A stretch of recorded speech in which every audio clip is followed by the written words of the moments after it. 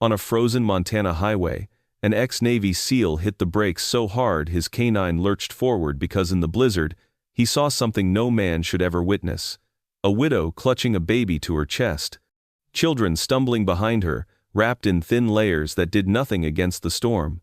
All of them trembling in the wind, their footprints already fading into the snow. And when the cold tore at them like claws, she didn't cry. She didn't scream. She just kept walking, as if survival wasn't a choice, but a punishment she had learned to endure in silence. Then the SEAL stepped out into the storm, wind tearing at his coat, and spoke the words that would change all their lives. "Come with me. No one survives alone." Before we begin, tell us where you're watching from, and if this story moves you, subscribe for more tales of courage, sacrifice, and the bonds that refuse to break. Your support truly means the world.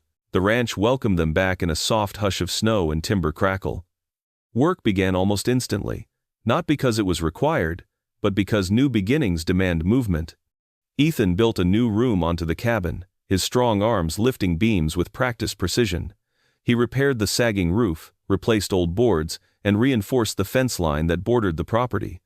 Each swing of the hammer seemed to strip another fragment of guilt from his shoulders. Sarah tended to the land with gentle determination.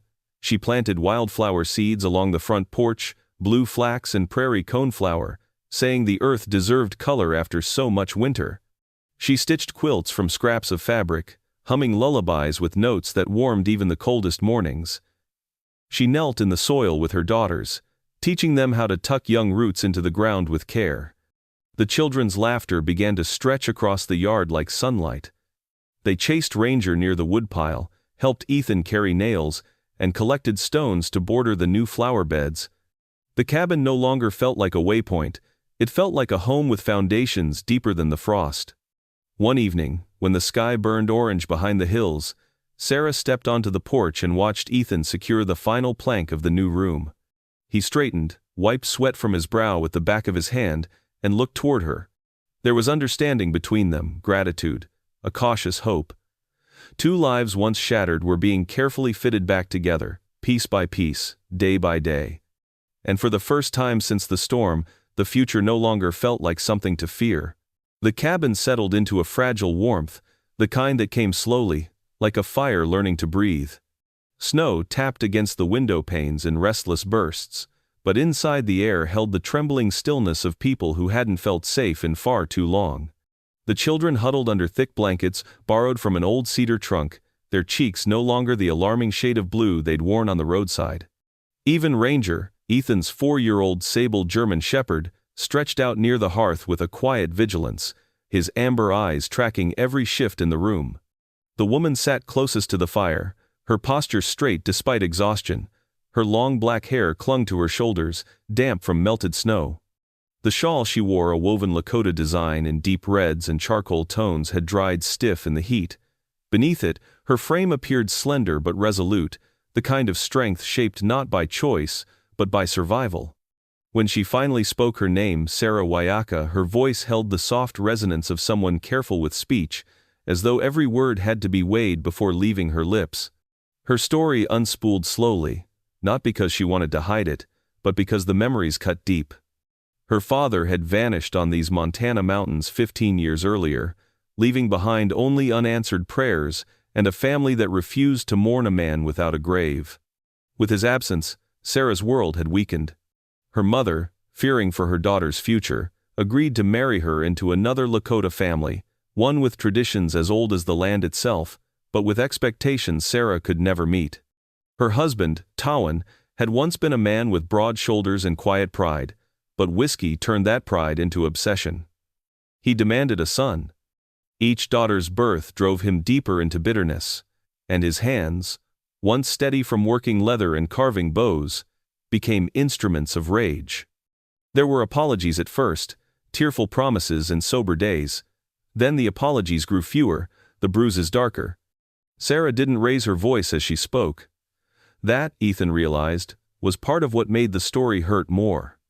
When the children finally drifted into sleep, one resting against Ranger's flank as though the dog were a living blanket, Ethan moved to sit across from her. The fire illuminated the sharp edges of his face. the pronounced jawline, the slight curve of an old cut near his brow, the stubble shadowing his cheeks. But his eyes softened, turning from steel to something weary, something human. He spoke quietly, the way soldiers sometimes do when they step back into civilian air, yet still carry the weight of sand and gunpowder in their lungs. "My parents' ranch burned down 2 winters ago," he said. "I was deployed. I didn't make it back in time." He didn't elaborate, but the way his gaze dipped revealed the depth of that regret. The scent of burning pine filled the silence between them. He continued, recounting pieces of his last deployment. Not the classified parts, only the human ones. Operation Silent Dusk, 3 hostages saved, 5 of his men lost. He didn't describe how their faces still visited him at night, or the metallic taste of failure that lingered on his tongue long after he returned home. But the tension in his hands, the way his thumb rubbed the scar on his wrist, spoke the truth. Sarah watched him closely, studying him the way someone accustomed to danger studies a fire. Drawn to the warmth, but wary of the burn. She didn't interrupt. She didn't pity. She simply listened. A gift rarer than comfort. Ranger lifted his head as though sensing the heaviness in Ethan's breathing. The dog nudged his elbow once, grounding him. Ethan's lips twitched in something close to gratitude. The flames crackled. Snow clawed at the windows. 2 lives that had never been meant to intersect began quietly threading into each other. Finally, Sarah whispered, "You carry ghosts." "So do you," Ethan replied. The truth hung between them, fragile but binding. 2 broken paths crossing beneath one roof, not out of destiny but out of necessity. Sarah pulled the blanket tighter around her baby, whose tiny fingers curled against her chest. She looked toward the sleeping girls lined against the wall and let out a breath that trembled with exhaustion rather than fear. "For the first time in years," she murmured. "They're sleeping without waking at every sound." Ethan nodded, though emotion tightened his jaw. "You're safe here," he said. A promise spoken by a man who didn't make promises lightly. The storm outside roared louder, rattling the cabin door. Yet inside, something softer took root. Not trust, not yet, but an unspoken acknowledgement. Broken people sometimes survive better when they stop trying to survive alone. The fire dimmed to embers. Ranger settled his head onto his paws. Sarah leaned back against the wall, eyes heavy, breath easing out in long waves. Ethan watched over them, the woman, the children, even the storm with the silent vigilance of a man who had lost too much and refused to lose more. And somewhere in that small, weather-worn cabin, 2 wounded lives began to find the faintest rhythm of healing. The storm eased the next afternoon, leaving a bruised sky and a thin crust of ice over everything the wind had touched. The cabin, though weather-beaten and patched in places, stood firm against the winter quiet. Ethan spent the early hours outside repairing the horse shed, a squat structure with warped boards and rusting hinges. His gloves, stiff with cold, gripped the hammer with mechanical steadiness. The rhythm of the work anchored him, letting his mind rest in ways sleep no longer could. Ranger stayed nearby, pacing slow circles around the shed. The dog's sable coat glimmered under the pale light, and every now and then he looked toward the cabin with the intuition of a creature attuned to human storms as much as weather ones. Inside, Sarah moved quietly through the small rooms, tidying what little there was. Her long black hair was braided loosely down her back, the dark rope of it swinging gently as she bent to gather stray firewood or shake out dusty linens. Her daughters helped in soft, timid ways, folding blankets, stacking tin cups, each movement careful, as though afraid the cabin itself might shatter if they were too loud. When she knelt beside the old cedar bed frame to look for extra quilts, her fingers brushed against something hard, a wooden chest. Small, square, its edges smoothed by years of use. She pulled it into the light. The children grew silent. Sarah lifted the lid. The breath left her body in a single broken exhale. Inside lay a woven blanket, deep indigo, threaded with lightning-shaped streaks of white and silver, the broken lightning line. No 2 families wove the pattern the same way, and this one carried the unmistakable signature of her own bloodline. The edges were frayed, the wool softened by age, but she could see her father's hands in every knot, every line. Her fingers trembled as she touched it. The scent of wood smoke and sage from years long gone seemed to bloom from its folds. She saw flashes, her father lifting her onto his shoulders, wrapping this very blanket around her during bitter winters, humming old songs that curled like incense into the night. A storm rose behind her eyes. When Ethan stepped through the doorway, brushing snow from his coat, he caught the shift in her posture before he saw the blanket. Sarah's voice was barely a whisper, brittle from the inside out. "Where did you get this?" Ethan froze, his breath hitching. He didn't need to look at the blanket. He knew exactly which one it was. He had kept it hidden, not out of disrespect, but because he had been unable to face it. He removed his gloves slowly, as though exposing his hands made the truth harder to hide. 15 years ago, he began, his voice steady but hollow. My truck went off the mountain road. Snowstorm hit fast. I was hanging half over a ravine, couldn't move my legs. Sarah didn't blink. A man appeared, Ethan continued. Out of nowhere. Lakota, strong build. Long black hair. Kind eyes despite the cold. His jaw tightened. He wrapped me in that blanket. Tried to pull me out. Ranger stepped closer, sensing the shift in the air. Ethan swallowed. He got me free, but the ground beneath him. It gave way. The room fell painfully still. Sarah pressed a hand to her mouth. Her shoulders shook once, not with a sob, but with the weight of recognition. Time. Location. The design of the blanket. There could be no mistake. It was her father. She rose abruptly, gathering her baby and motioning for her daughters. Their wide eyes darted between her and Ethan, sensing something monumental. Something cracked. Ethan's chest tightened with panic as she made for the door. Snow whipped inside as she opened it. Sarah. He stepped outside after her, the cold biting sharply at his face. She kept walking through the fresh snow, her boots sinking deep with each step. Ethan followed, breath turning to vapor in the frigid air. Sarah, he said again, voice raw, please.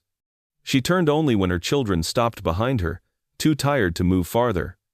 The baby whimpered against her shoulder, his small fingers curling into her braid. Ethan's voice broke. Your father died saving me. A gust of wind rose, tugging at her shawl. I didn't go to your family, he said. I didn't tell anyone. I told myself it wasn't my place, but the truth is. He lowered his gaze, shame carving new lines into his face. I was afraid of what I'd taken from you. Afraid of seeing the look you might give me now. Sarah's eyes glistened with pain so deep it seemed older than the storm around them. I lived, he whispered, and he didn't.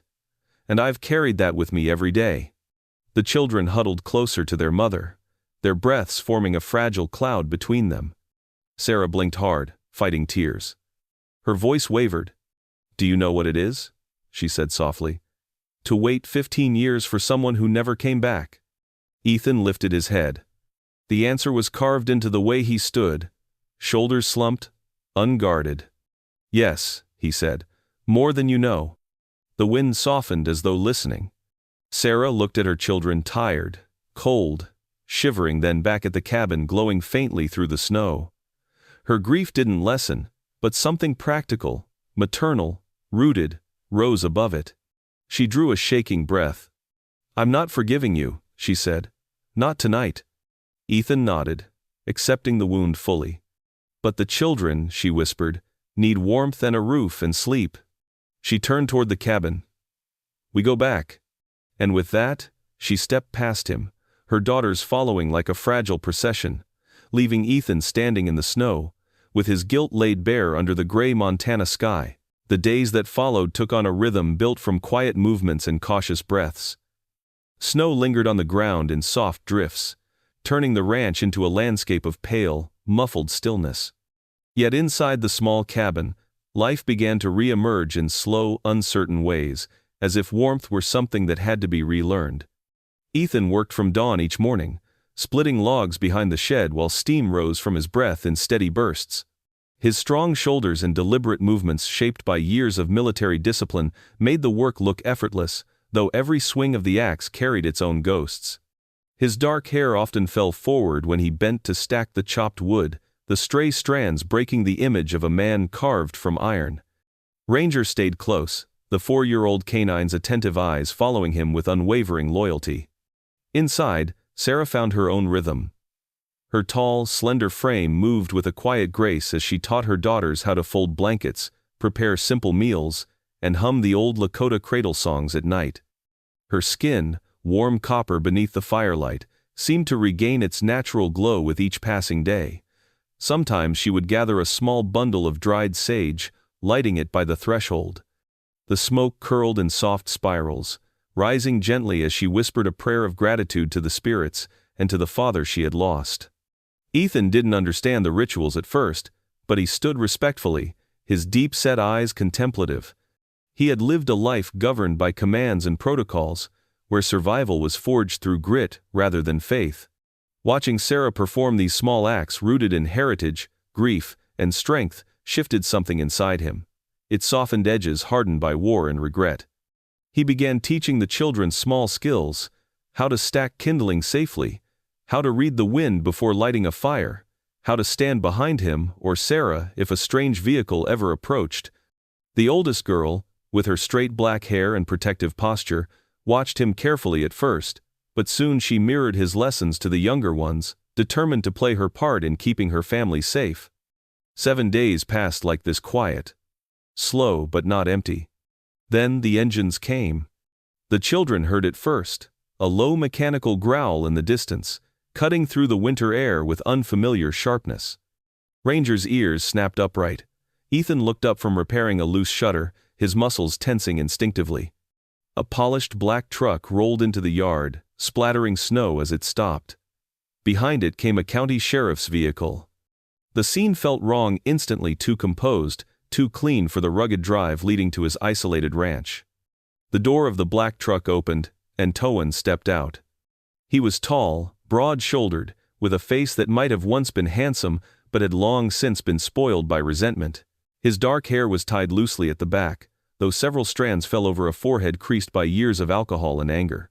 His jaw carried the shadow of unkempt stubble, and his eyes, sharp, narrow, distrustful, scanned the yard with a kind of entitlement that made Ethan's pulse tighten.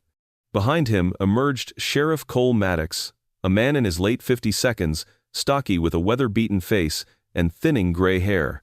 His uniform looked slightly too small for his build, but he carried himself with the calm, steady authority of someone who had dealt with too many winter accidents and too many domestic calls to be easily fazed.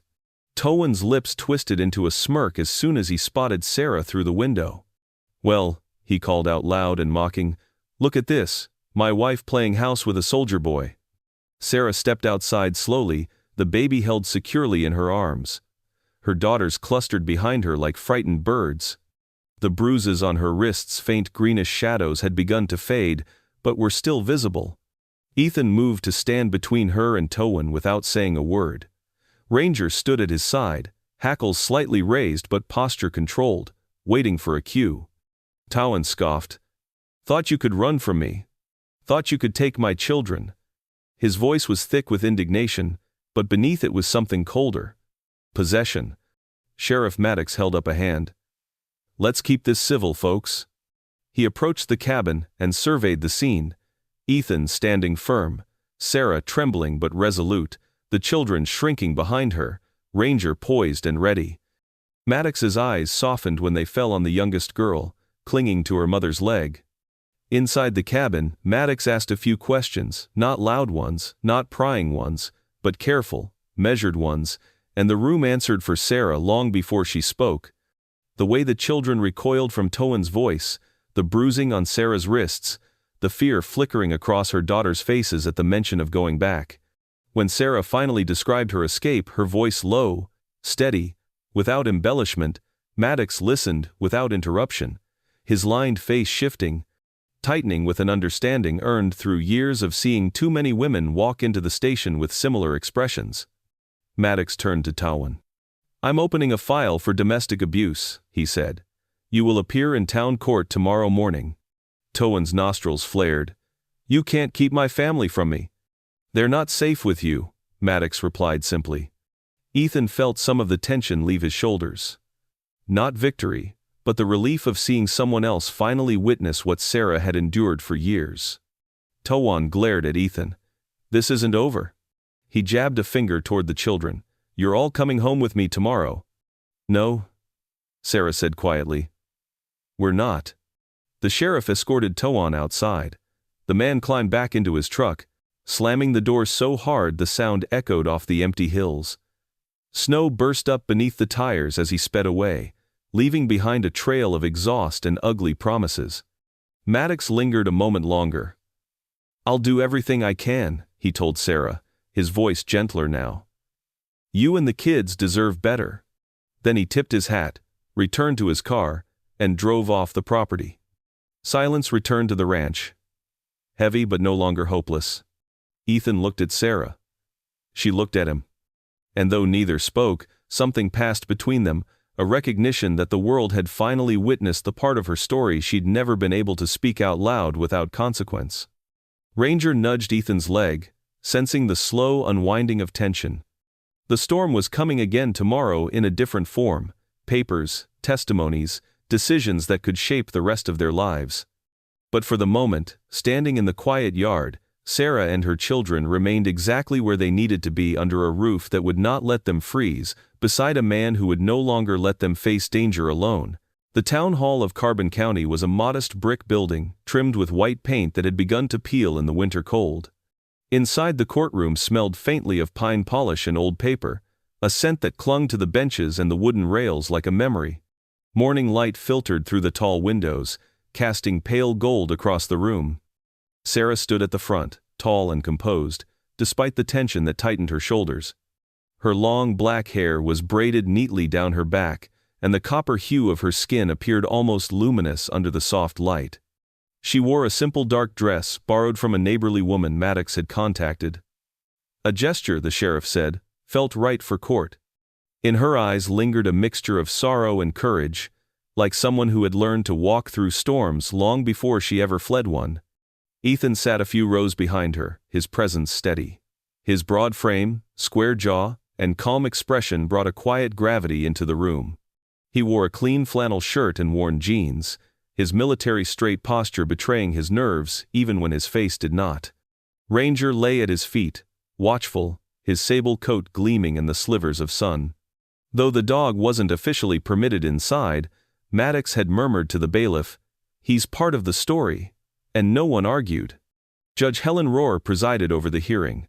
She was a woman in her early 60s, with silver hair pinned into a bun and sharp blue eyes that missed nothing. Lines of empathy creased her face, balanced by an authority earned from decades of dealing with miners, ranchers, and families caught in winter shadows. Her voice carried both warmth and command. When Sarah began to speak, the room quieted into a breathless stillness. She told the court about the early years of her marriage, how Towan had once been gentle, how the hope for a son had twisted into bitterness, how alcohol had filled the cracks of his disappointments until his anger became the language of their home. She recounted the bruises that bloomed across her arms, and the fear that seeped into her daughter's eyes with every slammed door. Her voice didn't tremble. It had the steadiness of a woman who had survived too long to break now. She described the night of the blizzard, how she wrapped her baby close, gathered her daughters, and ran into a storm that could kill them, because staying behind would kill them slower. Judge Rohr listened intently, her expression softening with each word. Sheriff Maddox stepped forward next. He stood firmly, the bulk of his brown jacket stretching across his frame. His weathered face held the same sternness he had brought to countless emergencies across the county. He testified to what he had seen at Ethan's ranch, the way the children flinched at the sight of their father, Sarah's lingering bruises, the protective stance they took behind Ethan, and the calm, structured safety the former SEAL had created in only a few days. Maddox's voice was level, but his eyes flickered with an anger he rarely allowed himself in uniform. Towan sat at the opposite bench, arms crossed tightly over his broad chest. His long black hair was pulled back haphazardly, and the slight redness in his eyes hinted at either alcohol from the night before or a morning spent simmering in rage. His jaw clenched as Sarah spoke. He rolled his eyes during Maddox's testimony. He scoffed when Ethan's character was mentioned, but he could not change the truth that hung thick in the air. After a long pause, Judge Rohr delivered her ruling. The courtroom remained utterly silent as her voice echoed through the chamber. The marriage is dissolved. Full custody is granted to the mother. A protective order is issued effective immediately. Mr. Towan, you are prohibited from approaching Mrs. Wyaka or her children within 300 yards. Sarah closed her eyes. Not in triumph, just in relief, so deep it hollowed her lungs. Towan shot to his feet, anger flashing across his face, but two deputies stepped forward before he could say a word. Judge Rohr's gavel struck once, decisive and unyielding. When the proceedings ended, Ethan escorted Sarah and her daughters outside, walking at her pace, as if afraid to disturb the moment. Ranger pressed his head against the leg of the oldest girl, offering silent comfort. For the first time in years, Sarah breathed air that felt like freedom. The ranch welcomed them back in a soft hush of snow and timber crackle. Work began almost instantly, not because it was required, but because new beginnings demand movement. Ethan built a new room onto the cabin, his strong arms lifting beams with practiced precision. He repaired the sagging roof, replaced old boards, and reinforced the fence line that bordered the property.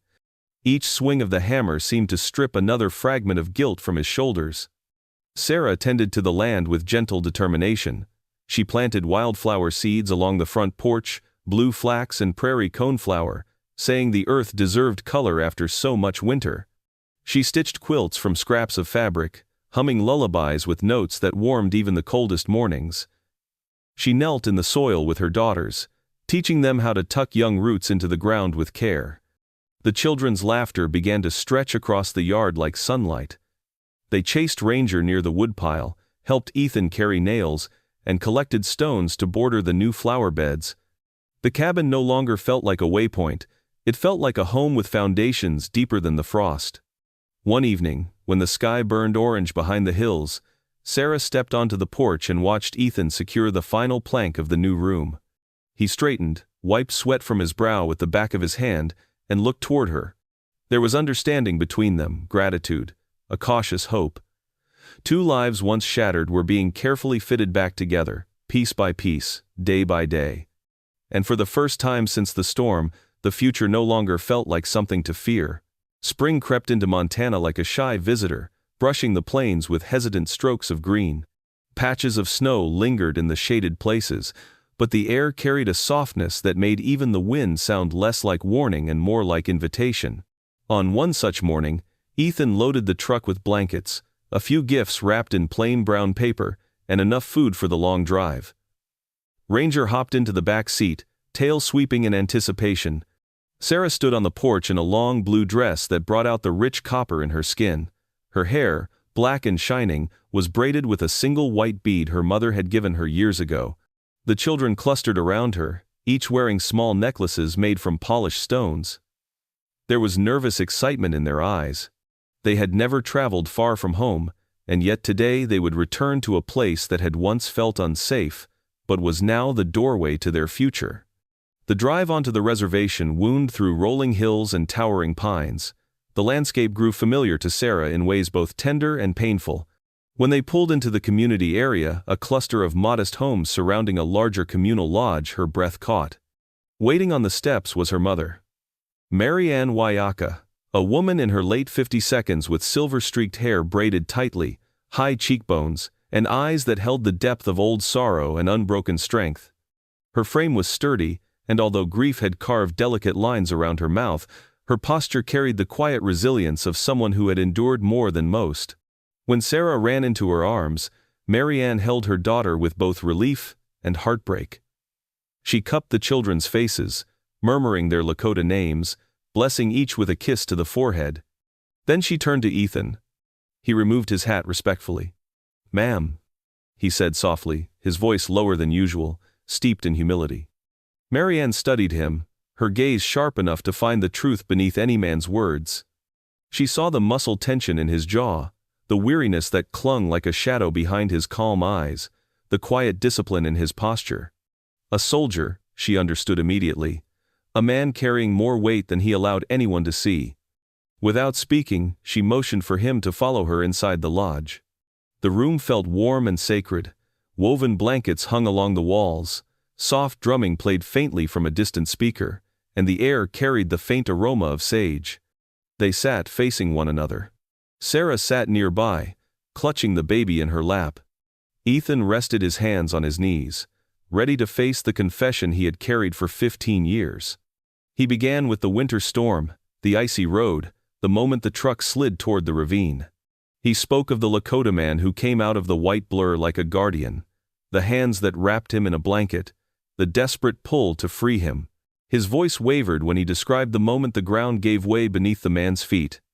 Silence filled the space when he finished. Marianne closed her eyes. A single tear slipped down her cheek, but there was no anger, only the long-awaited release of a grief she had never been able to bury. She placed a hand over her heart. "He returned to the earth, protecting another life," she whispered. "That is a warrior's passing. He would not want blame to remain where gratitude should be." Ethan lowered his head, the relief bittersweet. Nothing could undo what had happened, but forgiveness, offered freely, loosened a knot that had lived in his chest for years. Marianne touched his arm gently. "Tell me what you intend with my daughter." Ethan looked up, steady. "To stand beside her," he said, "to give those children a safe home, to make sure none of them face another winter alone." She nodded once. That was enough. That evening, the communal lodge filled with softly murmured greetings and the rustle of ceremonial garments. The air shimmered with a warmth that came not from heat, but from people gathering with love and anticipation. Sarah stood near the front, her shawl embroidered with a new lightning pattern, one symbolizing new beginnings rather than endings. Ethan stepped forward, holding a small silver ring. He had carved a thin lightning line along its surface, a quiet homage to the blanket and the man who had saved his life. His hands trembled slightly, not with fear, but with reverence. He looked at Sarah, the woman who had walked through storms he could never imagine, and said, "If you'll allow me, I want to spend the rest of my life making sure you and the children never face another storm alone." Sarah's breath caught, her eyes glistened. She nodded. Marianne and several elders stepped forward carrying a star quilt, a large, radiant blanket stitched in vibrant blues, greens, and sunset reds. They draped it over Ethan and Sarah's shoulders, joining them beneath its single shared warmth. It symbolized protection, unity, and the merging of paths. A circle formed around them, family, neighbors, elders, and children holding hands. A soft chant rose, ancient and gentle, blessing their union. Ranger trotted around the circle with a small strip of cloth tied to his collar, earning soft laughs as he became unofficially the ceremony's four-legged witness. The marriage was simple, heartfelt, and profoundly rooted in both tradition and tomorrow. It belonged not only to the past they were healing, but to the future they were building. When they returned to the ranch days later, the land seemed brighter. Snowmelt revealed patches of resilient grass. The children ran across the yard, with a freedom that felt like music. Ethan stood beside Sarah on the porch as the sun dipped low over the Montana plains. Her hand found his. Her head rested against his shoulder. "This land used to feel empty," he said quietly. "Like my life was just ice and silence." Sarah watched the children play, their laughter ringing across the yard. Ranger barked once, bounding after them. "And now?" she asked softly. Ethan squeezed her hand. "Now the winters don't feel so cold.